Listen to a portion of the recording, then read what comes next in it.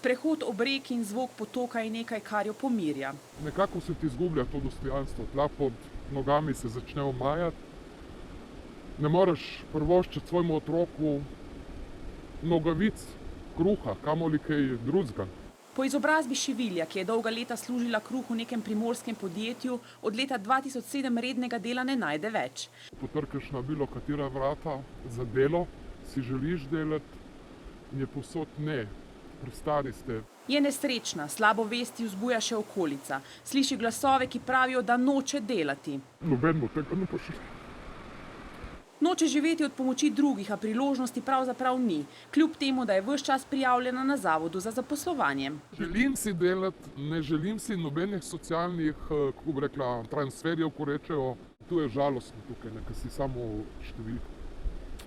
Javna dela so začasna rešitev. Od letošnjega julija lahko za to zaprosijo le še tisti, ki so na zavodu kot brezposelni neprekinjeno prijavljeni vsaj 1 leto. Karkoli, če se mi zdaj v tem trenutku kdorkoli me bo gledal, sprejmem kakršnokoli delo, sploh ni problema. Podjetjem država iz evropskih sredstev in delno iz proračuna namenja tudi subvencije za zaposlovanje starejših. A kot kaže, niti to ne pomaga.